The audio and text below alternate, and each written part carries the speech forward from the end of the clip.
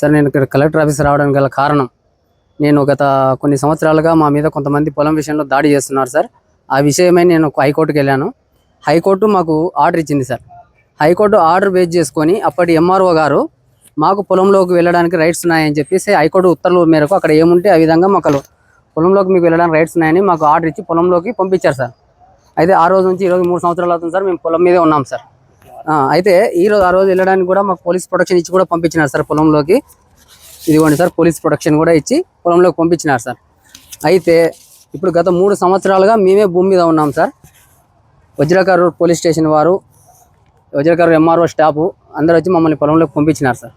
అయితే గవర్నమెంట్ చట్ట రూల్ ప్రకారం మేము ఆ రోజు భూమి మీద ఉన్నాం సార్. ఆ రోజు నుంచి నేమ్ చేంజ్ కోసం తిరుగుతున్నాం సార్. అయితే అప్పుడు ఎంఆర్ఓ గారు కలెక్టర్ గారికి రాశారు సార్.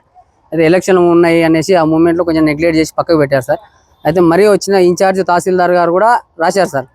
ఇక్కడికి వచ్చినప్పటికీ జేసీ గారు లాగిన్లో లేదు, ఎంఆర్ఓ లాగిన్లో ఉంది, అక్కడే చేయించుకోండి అని చెప్పారు సార్. ఎంఆర్ఓ లాగిన్లో ఉందన్నందుకు ఎంఆర్ఓ గారి దగ్గరికి వెళ్తే ఎంఆర్ఓ గారు అటు సైడ్ వాళ్ళతో ఏం లంచం తిన్నాడు సార్, మరి మా సైడ్ అయితే వర్క్ చేయడం లేదు. ఏ ఎంఆర్ఓ అయితే అటు సైడ్ వెళ్ళి మీకు జేసీ గారి లాగిన్ వరకు రాశారో అదే ఎంఆర్ఓ గారు ఇప్పుడు మా వరకు చేయడం లేదు సార్. అడిగితే లేనిపోని కారణాలు ఉన్నాయి, నువ్వు ఆఫీస్కి రావద్దు, నువ్వు ఇక్కడ వస్తే కూడా నీకు వేరే ఉంటుంది అన్నట్టు నాకు వార్నింగ్ ఇస్తున్నాడు సార్ ఆయన. ఇది సార్ జరిగింది.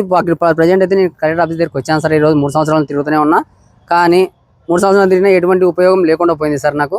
కాగా ఈరోజు నేను కలెక్టర్ ఆఫీస్కి చివరిసారిగా ఒకసారి మా మొర వినిపించుకుందామని వచ్చినాము సార్. వస్తే ఇక్కడికి వచ్చినప్పటికీ అక్కడ పొలం దగ్గర మా నాన్న ఒకడే ఉన్నారు సార్. మా నాన్నని చంపడానికి కూడా దాడి చేస్తున్నారని మా నాన్న కూడా బాధపడుతూ ఫోన్ చేశారు సార్. ఇప్పుడు మా నాన్న అక్కడ కొడుతున్నారు సార్. దయచేసి సాయం చేయండి సార్ ఈ విషయంలో మాకు.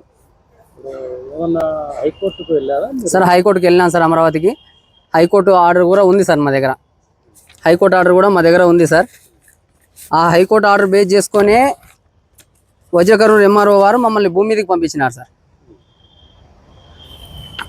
ఆ ఎవిడెన్స్ అన్ని నా దగ్గర ఉన్నాయి సార్. నా దౌర్జన్యంతో నేను వెళ్ళలేదు. పక్కా గవర్నమెంట్ రూల్ ప్రకారం వాళ్ళు చెప్పిన విధంగానే నేను భూమి మీదకి వెళ్ళాను. అవతల వారిని కూడా రావద్దని హెచ్చరించినారు సార్ ఆ రోజు పోలీసులు. కానీ ఈరోజు వాళ్ళు మా ఆన్లైన్లో మా పేర్లు ఉన్నాయి, 1Bలు ఉన్నాయి, పాస్బుక్లు ఉన్నాయి మా మీద అని చెప్తూ మా మీద దాడికి దిగుతున్నారు. కాకపోతే వాళ్ళు ఏవైతే పాస్బుక్లు 1B అడంగులు ఉన్నాయో అవేవి చెల్లవు రికార్డు ప్రకారంగానే నాకు రాసి ఇచ్చారు సార్. అది కూడా ఎంఆర్ఓ గారి ఆర్డర్లో కూడా మెన్షన్ చేసినారు సార్. చట్ట ప్రకారం అన్ని నోటీసులు ఇచ్చి మమ్మల్ని భూమి మీదకి పంపించినారు సార్. కానీ ఈరోజు మాకు చాలా అన్యాయం చేస్తున్నారు సార్ ప్రజెంట్ ఉన్న అధికారులు. ఈ విషయం పైన పోలీసు సంబంధిత అధికారులకు ఏమన్నా సార్ విషయం తెలియజేసినాను సార్. వాళ్ళు రీసెంట్గా ఒక 1 మంత్ బ్యాక్ మేము వేసిన విత్తనాన్ని కూడా నైట్ వెళ్ళి ట్రాక్టర్తో చెడగొట్టడం జరిగింది. అయితే ఈ విషయమే నేను వజ్రకర్రూరు ఎస్ఐ గారు కంప్లైంట్ పెట్టాను సార్. కంప్లైంట్ పెడితే నీదేముంది అక్కడ, నీ ఆన్లైన్లో నీ పేరుందా, పాస్బుక్ ఉందా, 1B అడంగులు ఏమైనా ఉన్నాయో చెప్పండి, కంప్లైంట్ పెడతాను. అనవసరంగా నేను కంప్లైంట్ పెట్టలేను సార్. అయితే వాళ్ళవన్నీ ఉన్నా కూడా అవి చెల్లవని నాకు రాయించినారు సార్. నాకు అది అవసరం లేదు. మీరు ఏదైతే 1B అడంగులు ఉంటేనే నేను కేసు పెట్టగలను, లేకపోతే నేను రికార్డు పరంగా నేను పెట్టలేను అని చెప్తున్నారు సార్. ఎంఆర్ఓ గారికి ఆయన కూడా ఒక లెటర్ రాశారు సార్, ఏదో మాకు ఇవన్నీ కావాలండి అని. అయితే ఎంఆర్ఓ గారు కూడా రాశారు సార్, లెటర్ రిప్లై ఇచ్చినారు. దానికి రెస్టోర్ చేసినట్టుగా ఎంఆర్ఓ గారు కూడా రాసినారు సార్. ఆర్ఓఆర్ అపీల్ ఉందని అందులో మెన్షన్ చేసినారు సార్ ఎంఆర్ఓ గారు. అయితే దాని మీద నాకు ఆర్ఓఆర్ అపీల్ ఉందన్నట్టుగా నాకు ఎటువంటి నోటీసులు రాలేదు. ఆర్డీఓ గారి దగ్గర నుంచి మీరు పొలంలోకి వెళ్ళడానికి వీల్లేదని కూడా నాకు ఎటువంటి మాట ఫోన్ కాల్స్ కానీ నోటీసులు కానీ రాలేదు సార్. అందువల్ల మేము పొలం మీదే ఉన్నాం. వాళ్ళు మా మీద దాడి తిరగబడుతున్నారు సార్. ఆర్ఓఆర్ గురించి ఆర్డీఓ సార్ని కూడా కలిసాం సార్. ఆర్డీఓ సార్ ఇది అసైన్ ల్యాండ్, ఆర్ఓఆర్ వాళ్ళు వేసడానికి అవకాశం లేదు, ఇది ఆర్ఓఆర్కి సంబంధం లేదు, అసైన్కి సంబంధం ఇది, దీన్ని మీరు రికార్డు పంపించండి, మేము దీన్ని క్లోజ్ చేస్తామని ఆర్డీఓ గారు అడుగుతున్నా కూడా సంబంధిత ఎంఆర్ఓ ఆఫీస్ వారు రికార్డు పంపడం లేదు సార్. కోర్టుకు మీరు వెళ్ళారా? అవును సార్, కోర్టుకు మేమే వెళ్ళాం సార్. కోర్టుకు వెళ్ళిన తర్వాత ఆర్ఓఆర్ ఇచ్చారా? లేదు సార్, ఇప్పుడు కోర్టుకు వెళ్ళి ఆర్డర్ అయిపోయి నేను పొలం మీదకు ఉన్నాక 2-3 సంవత్సరాల తర్వాత వాళ్ళు ఆర్ఓఆర్ వేశారంట సార్.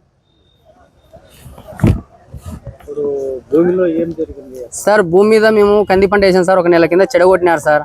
అయితే మేము దాని మీద కేసు పెట్టాం సార్. వాళ్ళు కేసు తీసుకుంటారేమో, పంట చూపించాలని అదే విధంగా అక్కడే పెట్టాం సార్.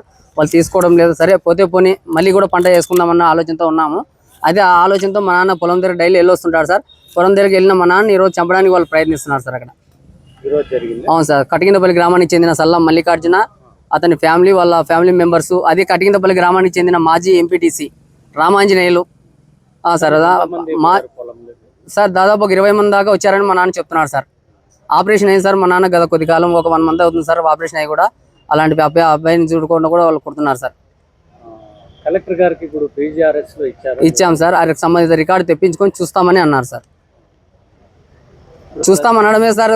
3 సంవత్సరాల నుంచి అదే మాట చెప్తున్నారు కానీ ఎవరు పట్టించుకోవడం లేదు సార్.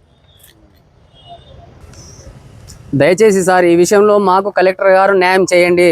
మీరు న్యాయం చేయని ఏడలా గత 3 సంవత్సరాలుగా మేము చేసే పని వదులుకొని చాలా నష్టపోయాం సార్. ఇక లాస్ట్కి మా ప్రాణమే మిగిలింది.